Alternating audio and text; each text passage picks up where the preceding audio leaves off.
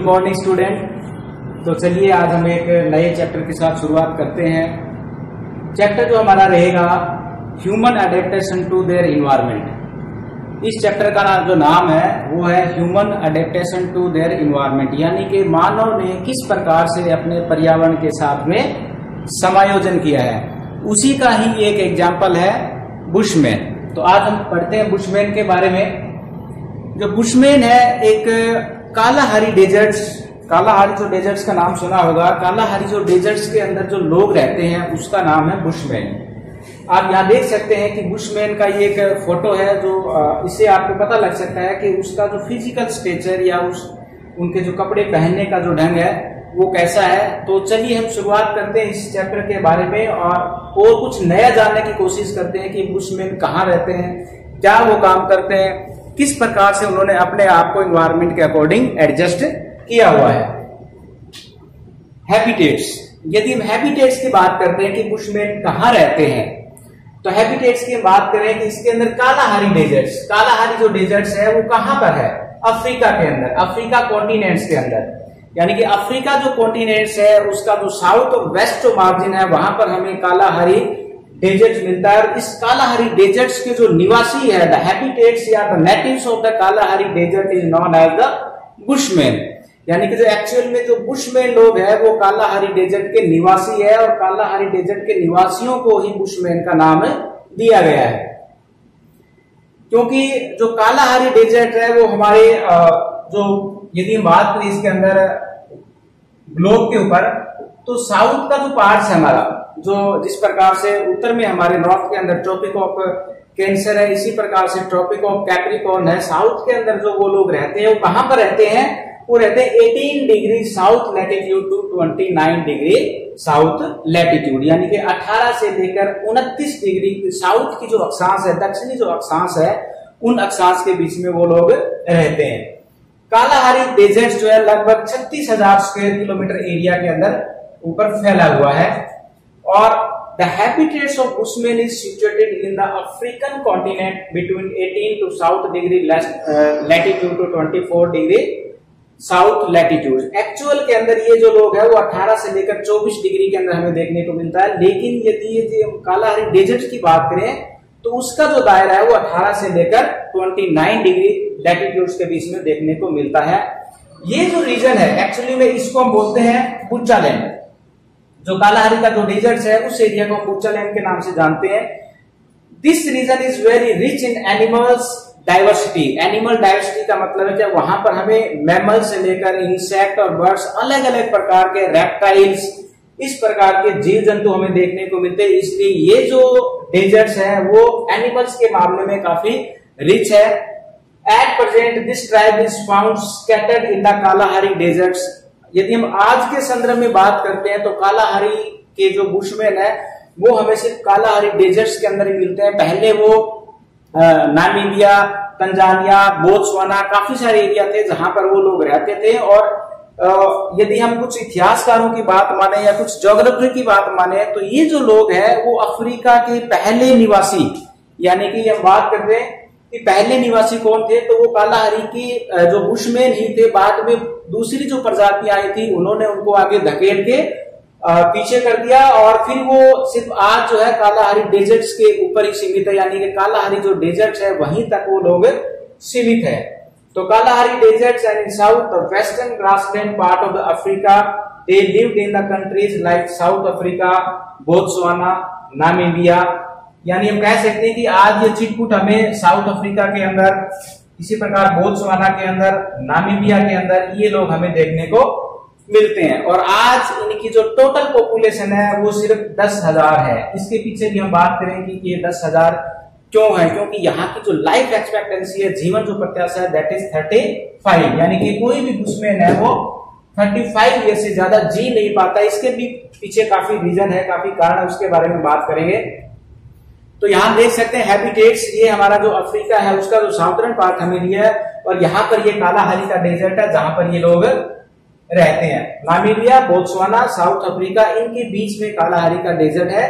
और ये जो डेजर्ट्स है आपको बता दूं मैं, ट्रेड जो विंड्स है, ट्रेड विंड आपने नाम सुना होगा, ट्रेड विंड जो है, इस ट्रेड विंड के मार्ग पर ये सिचुएटेड है। अब ट्रेड विंड्स है क्या, ये दोनों गोलार्धों के अंदर यानी कि नॉर्थ और साउथ गोलार्ध के अंदर जो हमारा हाई प्रेशर बेल्ट है वहां पर चलने वाली जो ट्रेड विंड है, जो साउथ हेमिस्फीयर के अंदर इधर साउथ ईस्ट से आती है, नॉर्थ हेमिस्फीयर की यदि बात करें तो नॉर्थ ईस्ट से आती है।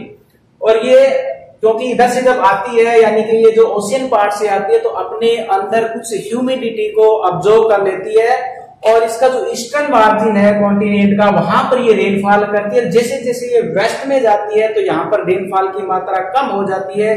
इसलिए कालाहारी का जो डेजर्ट है वो पूरे साल के अंदर हम टेम्परेचर की बात करेंगे, रेनफॉल की बात करेंगे तो 25 से लेकर 50 सेंटीमीटर रेनफॉल यानी कि 25 से लेकर 50 सेंटीमीटर की रेनफॉल ये रिसीव कर पाता है।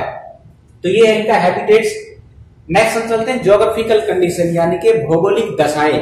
भौगोलिक किसी भी रीजन के बारे में जब हम स्टडी करते हैं तो सबसे पहले हमें उनकी भौगोलिक दशाओं के बारे में जानना होता है। भौगोलिक दशाएं क्या होती है, वहां का तापमान कितना है, वहां की रेनफॉल कैसी है, वहां का सॉइल कैसा है, वहां की नेचुरल वेजिटेशन कैसी है, ये सारी की सारी बातें हमें भौगोलिक दशाओं के अंदर देखने को मिलती है। तो यहाँ देखिए, the Kalahari desert is an undulating dry and plateau region with salt pan. Actually में साल्ट पेन क्या है, ये पार्कलैंड की तरह होते हैं साल्ट पेन, जहां पर छोटी छोटी जो है नमक की जो झीलें, जिनको कहीं कहीं पर प्लाया के नाम से भी जाना जाता है, प्लाया, ये बन जाती है। यानी कि जब रेनफॉल रीजन के अंदर कुछ जो बारिश हो जाती है तो वो डेजर्ट्स के अंदर यानी कि जो सैंड ड्यून्स होते हैं उनके बीच में कुछ पानी की जो झीलें बन जाती है उनको साल्ट पेन या प्लाया के नाम से जानते हैं। और यहाँ पर आपको लगभग इसकी जो हाइट है कालाहारी डेजर्ट्स की from mean sea level that is 2000 metre, या आप इसको कह सकते हैं 2 किलोमीटर की जो है इसकी हाइट है। Climate is hot with short winter and long summer. अब देखिए यहाँ की क्लाइमेट कैसी है, हॉट है, समर कैसा है यहाँ पर, लॉन्ग यानी कि गर्मी बहुत पड़ती है, लेकिन यहाँ पर विंटर क्या है, शॉर्ट है। जैसे कि हमारे यहाँ पर बात करें, यहाँ पर भी हमारे पे विंटर जो है दैट इज वेरी शॉर्ट, 3 या 4 महीने की सर्दी होती है, बाकी के टाइम पीरियड के अंदर हमें यहाँ पर गर्मी रहती है या हम गर्मी महसूस करते हैं।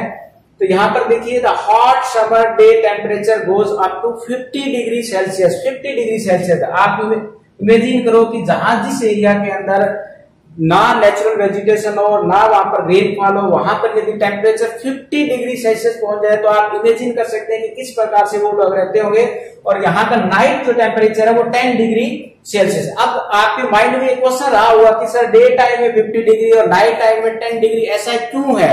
तो आपने नाम सुना होगा सैंड ड्यून्स का। सैंड ड्यून्स क्या होते हैं, ये एक्चुअली में क्या मिट्टी होती है, बलुई मिट्टी होती है। और इस मिट्टी का सबसे बड़ा जो इफेक्ट यही होता है कि ये गर्मियों के अंदर डे टाइम में जल्दी से गर्म हो जाती है और जैसे जैसे नाइट आती है वो ठंडी हो जाती है।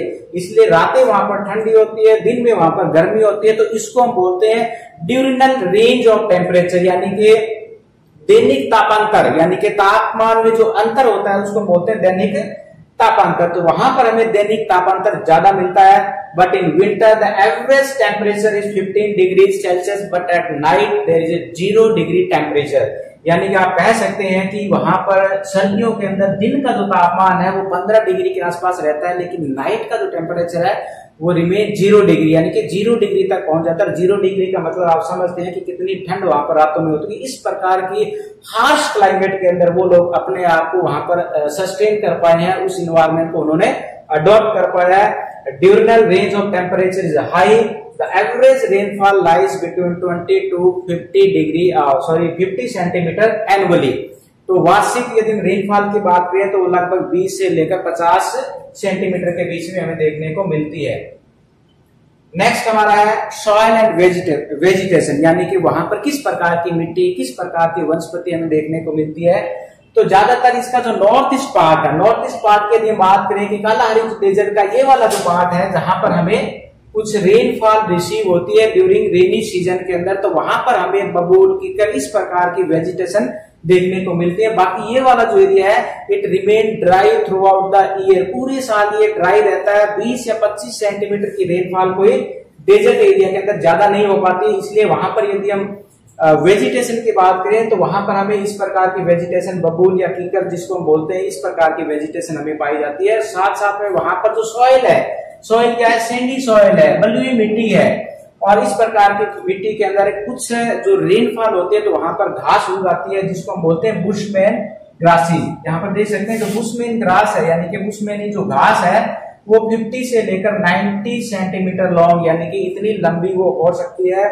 Due to very low rainfall the scanty vegetation are found, क्योंकि वहां पर वर्षा बहुत कम होती है इसलिए वहां पर हमें जो वनस्पति है वो काफी स्केंटी या बहुत कम देखने को मिलती है। मिलन एंड बुशमैन मस्क मिलन, वहां पर जो कुछ होता है रेनी सीजन की बात करें तो तरबूज जिसको बोलते हैं मिलन, और जो बुशमैनी मस्क मिलन वहां पर जो बुशमैनी खरबूज है वो काफी फेमस है। इस प्रकार की जो क्लाइमेटिक कंडीशन में सिर्फ यही चीजें वहां पर ग्रो होती है। नेक्स्ट हम चलते हैं एनिमल्स की। पहले हमने बात किया था कि वहां पर जो एनिमल्स है वो काफी डाइवर्स है, काफी रिच एनिमल्स के मामले में। तो वहां पर हमें बड़े बड़े मैमल्स, बड़े बड़े रेप्टाइल्स, इंसेक्ट और फ्लाइज, बीज काफी सारे हमें देखने को मिलते हैं। तो इसमें हर्बीवोर्स एंड कॉर्निवोर्स यानी कि शाकाहारी और मांसाहारी दोनों प्रकार के वहां पर जीव जंतु हमें देखने को मिलते हैं, जिसके अंदर डियर है, वाइल्ड गोट यानी कि जंगली जो बकरी है, जंगली भेड़े हैं, जिराफ है, ऑस्ट्रिच यानी कि शुतुरमुर्ग है, जेब्रा, लेपर्ड्स है, एलिफेंट्स है, रिनोसोर्स यानी कि गेंडा है, लायन, कोडू वहां का एक लोकल जानवर है ये। इस प्रकार के बड़े बड़े मैमल्स हमें वहां पर देखने को मिलते हैं। अपार्ट फ्रॉम दीज, इसके अलावा वहां पर rabbits, rats, bats, lizards, duck, ये सारी चीजें भी हमें, स्पेरो, ईगल्स, ये भी जो देखने को मिलते हैं। छोटे छोटे स्मॉल इंसेक्ट जिसमें आंट्स है, टर्मिट्स है, फ्रॉग है, ग्रास होपर्स है, ये भी हमें देखने को मिलते हैं। तो इस प्रकार आप कह सकते हैं, आप देख सकते हैं कि वहां पर एनिमल्स की यदि बात करें तो काफी सारे वहां पर अलग अलग प्रकार के हमें एनिमल्स देखने को मिलते हैं। यहाँ पर कुछ आप देख सकते हैं, ये देखिए जिराफ है, ये वहां का जो कोदू यदि हम बात करें वो उसकी है, इसके साथ साथ में लॉयन है, डियर है, काफी सारे वहां पर एनिमल देखने को मिलते हैं। और उनकी पूरी की पूरी जो लाइफ है, कालाहारी जो बुशमैन है, कालाहारी के बुशमैन, उसकी जो पूरी की पूरी जो लाइफ है वो उनके हंटिंग के ऊपर डिपेंड करती है, क्योंकि उनका मेन ऑक्यूपेशन ही क्या है, hunting. Hunting means to kill animals, पशुओं को मारना और उसके ऊपर जीवित रहना ही उनकी जो है मेन व्यवसाय में आते हैं। फिजिकल ट्रेट्स, फिजिकल ट्रेट्स की बात करें तो they are short stature. Short stature का मतलब है कि उनकी जो हाइट है वो ज्यादा बड़ी नहीं है। यदि हम मेल्स की बात करें तो वो लगभग 150 सेंटीमीटर, और फीमेल्स की बात करें तो 120 सेंटीमीटर जो है उनकी हाइट हमें देखने को मिलती है। Have yellow and grey skin, उनकी जो स्किन है यानी कि उनकी जो चमड़ी है वो येलोइश है, ग्रे है, इतने ज्यादा ब्लैक नहीं है वो। हैव वेरी कर्ली हेयर, आप देख सकते हैं कि यहाँ पर उनके जो हेयर्स है किस प्रकार के, कर्ली शिप की तरह बहुत ही कड़े घुंघराले इसके होते हैं, कर्ली जिसको बोलते हैं। And have wrinkles on faces, और उनका जो फेस है उनके ऊपर काफी रिंकल्स पड़ जाते हैं, जैसे कि हमारे बुढ़ापे के अंदर पड़ते हैं ना हमारे यहाँ पर। ठीक है, आप अपने ग्रैंड फादर को देखो, उनके जो रिंकल्स हमें देखने को मिलते हैं, इस प्रकार के रिंकल्स उनके अर्ली स्टेज का मतलब है लगभग 25 से लेकर 30 साल की उम्र में इनके यहाँ पर पड़ जाते हैं। शुरू में हमने बात की थी कि उनकी जो लाइफ एक्सपेक्टेंसी है वो 35 ईयर्स ही है, तो 35 ईयर्स से ज्यादा जी नहीं पाते हैं, इसलिए उनके 18, 20 और 25 साल की उम्र में उनके रिंकल्स पड़ जाते हैं। ये देखिए फिजिकल ट्रेट्स में बात करें तो यहाँ पर ये देख सकते हैं आप इनके हेयर कैसे हैं। ये आप देख रहे हैं कि यहाँ के छोटे छोटे हेयर, इनके जो है कर्ली हेयर्स इनके हैं, और इनकी जो स्किन है वो येलोइश है और ग्रे कलर की है। नेक्स्ट, ऑक्यूपेशन, उनका व्यवसाय क्या है। व्यवसाय की यदि बात करें तो मैंने आपको बताया कि दे वर हंटर गैदरर, वो क्या है, हंटर और गैदरर है, यानी कि पशुओं को मारना और कुछ रेनी सीजन के अंदर कुछ चीजों को कलेक्ट करना उनका मेन ऑक्यूपेशन है। Hunting with bow and arrow, यानी कि धनुष और बाण से जो पशुओं को मारते हैं, और इसके साथ साथ में ट्रैपिंग स्मॉल एनिमल्स, यानी कि छोटे छोटे पशुओं को वो पकड़ते हैं। And eating the edible roots and berries, यानी एडिबल जो रूट्स है, तो यानी कि जो कुछ जो जड़ें होती है उनको वो निकालते हैं, कुछ बेरी है वो कलेक्ट करते हैं।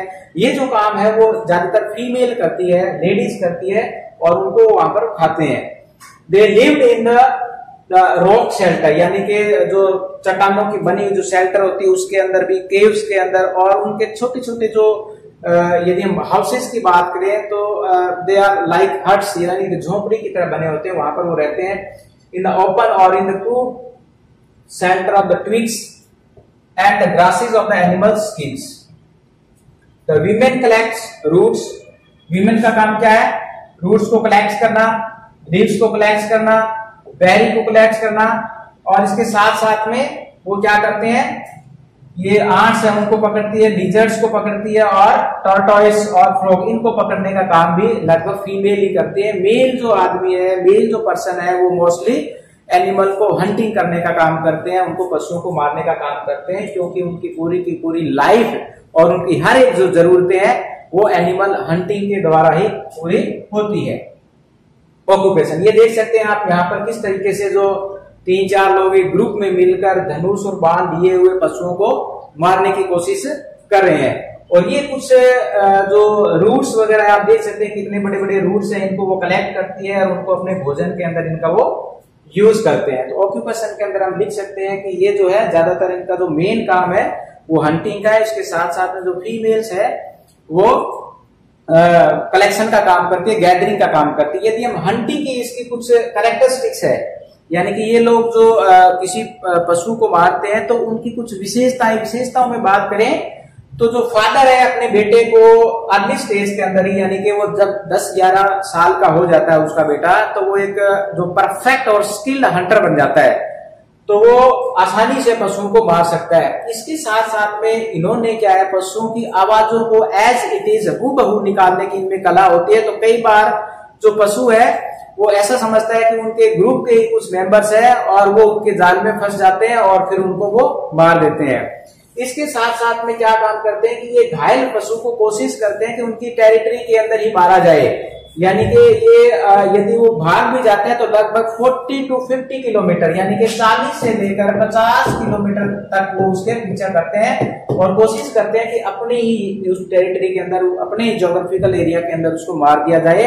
एक बार जब वो यानी कि धनुष या बाण से जब पशुओं को घायल कर देते हैं, फिर उसको वो पीट कर मारने की कोशिश करते हैं। तो इस प्रकार से इनके कुछ ये ऑक्यूपेशन यानी कि जो हंटिंग से रिलेटेड कुछ बातें थी। नेक्स्ट हम बात करते हैं फूड की, भोजन की।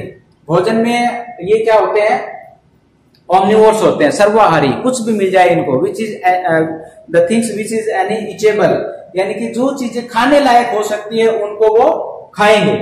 तो इसमें क्या खा सकते हैं वो, they feed on hunted animal. सबसे पहले बात की, वो लोग क्या करते हैं कि जो मरे हुए जो पशु है उसके ऊपर वो ज्यादा डिपेंड होते हैं। And women collects roots, berry, ant, lizards, frog etcetera. ये बातें हमने पहले डिस्कस की है कि वीमेन का काम सिर्फ कलेक्शन करना है।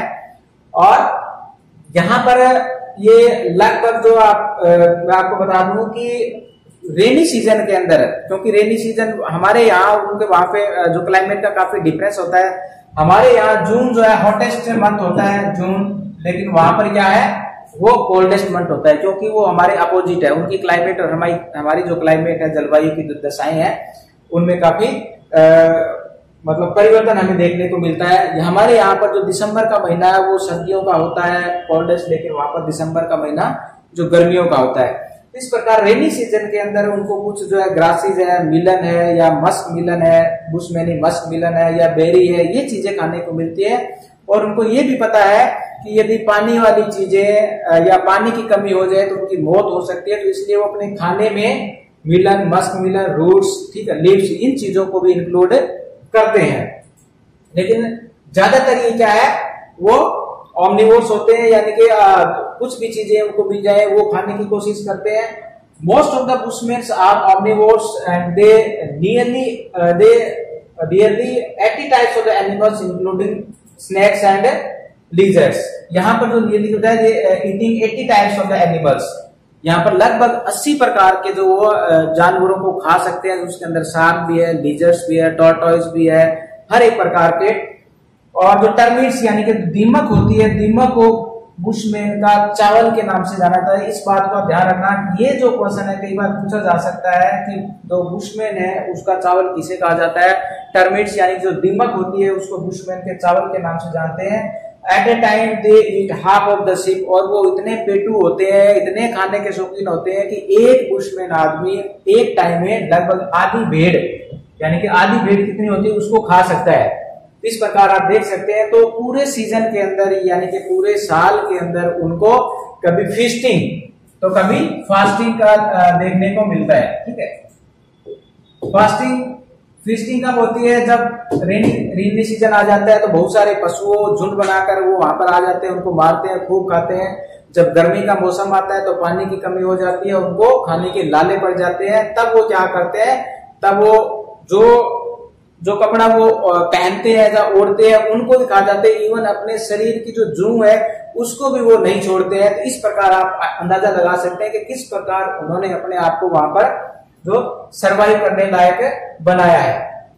फूड आप देख सकते हैं यहाँ पर, ये ऑस्ट्रिच का जो है शुतुरमुर्ग का अंडा है, इसमें क्या करते हैं वो पानी स्टोर करते हैं और उसको पीते हैं। और यहाँ पर ये क्या करिए कि ये एक स्टिक है, ठीक है, सरकंडे की स्टिक, जिससे क्या है वो 60 to 80 सेंटीमीटर नीचे, यानी कि जो पानी है 60 से 80 सेंटीमीटर जो पानी है उसको नीचे से वो खींच सकते हैं, उसको पी सकते हैं।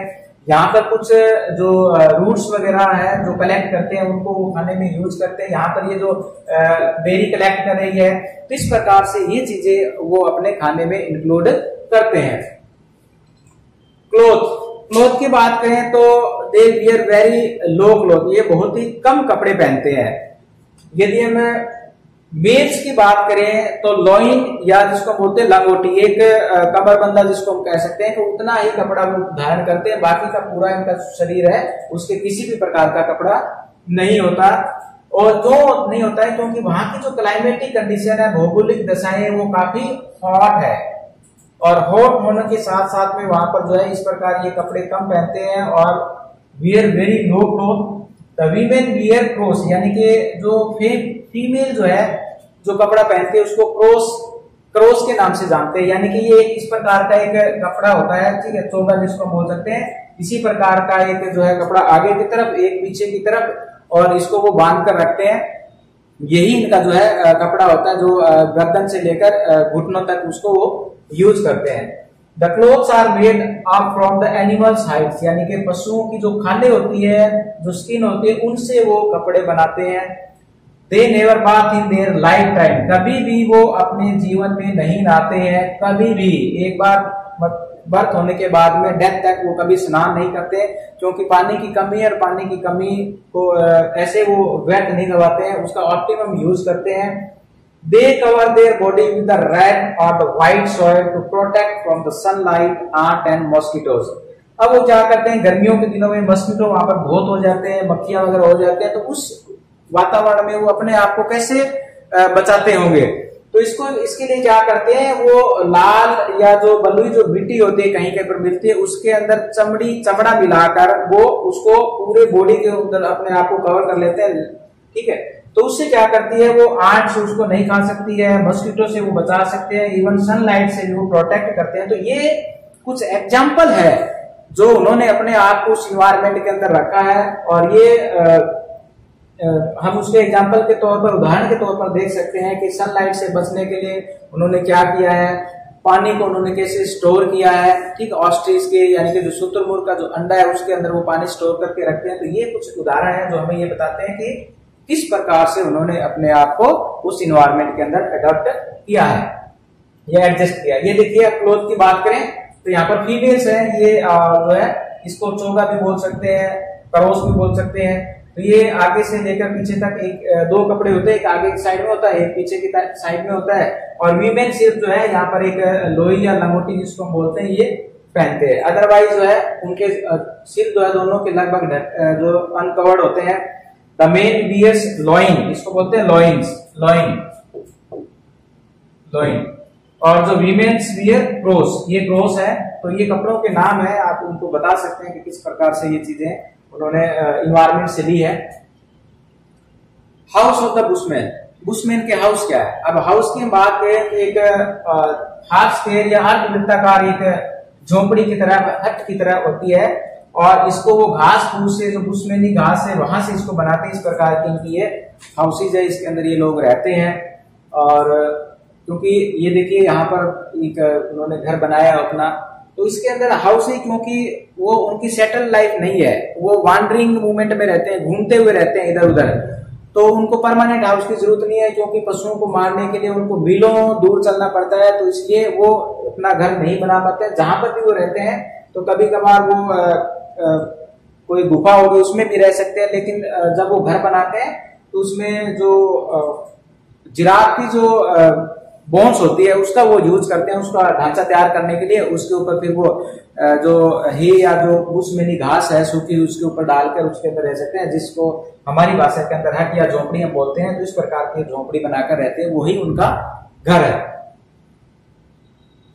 टूल्स, यदि हम उनके उपकरण की बात करें, टूल्स की बात करें, पशुओं को मारने के लिए किस प्रकार के वो टूल्स यूज करते हैं, तो टूल्स में उनके ज्यादातर जो टूल्स होते हैं they are made from the bones of the animals. जो एनिमल्स की जो बोन्स होते हैं उन्हीं से बने होते हैं। इसके साथ साथ आप देख सकते हैं कि यहाँ पर ये लकड़ी को रगड़कर जो है उसको आग जलाने में बड़े माहिर होते हैं। यहाँ पर आप देख सकते हैं किस प्रकार की होती है, यहाँ पे एक छोटा सा होल होता है, इसको वो ऊपर से रोटेट करवाते हैं, ठीक है। तो धीरे धीरे ऐसे रोटेट करने से फिर क्या हो जाती है, इसमें वो आग पड़ती है, इस प्रकार से वो आग जो जलाते हैं। ये सारे के सारे उदाहरण आप इसमें देख सकते हैं। यहाँ पर बो एंड एरो रखा हुआ है, धनुष और बाण रखे हुए हैं, ठीक है। और जहां से भी ये देखिए एक प्रकार का जो गुलेल जिसको बोल सकते हैं, उसके अंदर पत्थर डालकर या बॉन्स डालकर पशुओं को मारने इससे मारते हैं। ये सारे के सारे जो औजार है या उपकरण है वो पशुओं की हड्डियों से बने होते हैं, उन्हीं का यूज किया जाता है पशुओं को मारने के लिए। सोशल ऑर्गेनाइजेशन, यदि हम उनके सामाजिक संगठन की बात करें तो सबसे पहले they live in A group of 5 to 15 families. 5 से लेकर 15 फैमिलीज का एक ग्रुप होता है, उसके अंदर वो लोग रहते हैं। तो इस ग्रुप के अंदर लगभग 20 से लेकर 100 लोग तक हो सकते हैं, अलग इनका ग्रुप होता है। लीड नोमैडिक लाइफ, ज्यादातर वो जो नोमैडिक लाइफ जो है जीते हैं। Live with in fix territory. अब एक बात मैं आपको बता दूं, यहाँ पर जो एक ग्रुप होता है उसकी एक फिक्स टेरिटरी होती है, फिक्स बाउंड्रीज, फिक्स एरिया होता है, और उस एरिया के अंदर ही वो लोग हंटिंग का काम करते हैं। यदि पशुओं को मारते हुए वो दूसरे एरिया के अंदर चला जाता है, घायल पशु जो है, तो वो क्या करते हैं कि उसको 1/3 पार्ट उसको देना पड़ता है। यदि तो इसलिए वो कोशिश करते हैं कि पशु कितना भी तेज दौड़े या घायल है तो उसको उसके पीछे दौड़ दौड़ के उसको मारने की कोशिश करते हैं, ताकि उसका 1/3 पार्ट हमें दूसरे ग्रुप को ना देना पड़े। तो ये इनके कुछ रेस्ट्रिक्शन है, उन्होंने अपने तरीके से ही इनको बनाया हुआ है कि 5 से लेकर 15 जो फैमिलीज का एक ग्रुप इनका रहता है, और हर एक ग्रुप का अपना एक टेरिटरीज है। They are not politically organise, सामाजिक या राजनीतिक रूप से वो ज्यादा संगठित नहीं है। तो ये इनका सोशल ऑर्गेनाइजेशन है। Adaptation to the desert environment. अब लास्ट इसका हमारा पॉइंट रहेगा कि उन्होंने किस प्रकार से अपने आप को इस कालाहारी डेजर्ट के अंदर जो अडेप्ट किया या उस इन्वायरमेंट को अडॉप्ट किया हुआ है। तो इसके अंदर सबसे कुछ एग्जांपल मैंने बीच बीच में बताए थे, कुछ मैं आपको यहां बता देता हूं कि दे यूज ऑस्ट्रिच एग, यानी कि शुतुरमुर्ग का वो अंडा यूज करते हैं, किस लिए, टू स्टोरेज ऑफ वाटर, पानी को स्टोर करने के लिए। तो ये जो कला है पानी को शुतुरमुर्ग के अंडे में स्टोर करने की, ये कला इन्होंने अपने इन्वायरमेंट से ही सीखी है। इसके साथ साथ में जो डियर यानी कि जो हिरन की जो थैली होती है उसको भी वो यूज करते हैं पानी को स्टोर करने के लिए। इसके साथ साथ में the optimum use of resources. Optimum use of resources का मतलब है यदि वो एक एनिमल्स को मारते हैं तो उसका हर एक पार्ट्स, चाहे बोन्स की बात करें, स्किन्स की बात करें, उनके ब्लड की बात करें, तो हर एक उसका जो पार्ट है वो अच्छे से उसका यूज करते हैं। इसको बोलते हैं ऑप्टिमम यूज ऑफ रिसोर्सेज, यानी कि they never wasted any part of the animals. Animals का मतलब कोई भी जो पार्ट है उसको वेस्ट नहीं करेंगे। During summer when there is no food they feed on the very low food, यानी कि जब गर्मियों के महीने में धूप तेज पड़ती है, रेनफॉल नहीं हो पाते, तो उस टाइम वो बहुत कम भोजन के ऊपर अपने आप को डिपेंड रखते हैं, या बहुत कम भोजन के अंदर अपने आप को वो सर्वाइव कर पाते हैं। तो इस प्रकार से हम कह सकते हैं कि जो कालाहारी के जो बुशमैन है, जो कालाहारी डेजर्ट के जो बुशमैन है, उन्होंने अपने आप को किस प्रकार से इन्वायरमेंट के अंदर अडॉप्ट किया है, या उस इन्वायरमेंट को किस तरह से अपने अनुकूल बनाया है, अपने आप को उस इन्वायरमेंट के अनुकूल बनाया है। ये इनकी एक हम मिसाल के तौर पर हम कह सकते हैं, हम देख सकते हैं कि किस प्रकार उन्होंने एक बहुत अच्छे तरीके से कितने सालों से अपने आप को उन्होंने एडजस्ट किया हुआ है। तो ये तो था आज का हमारा chapter the bushman of Kalahari desert. I hope आपको ये जो वीडियो समझ में आया होगा। तो ज्यादा से ज्यादा इसको लाइक करें, सब्सक्राइब करें एंड शेयर करें। Thank you.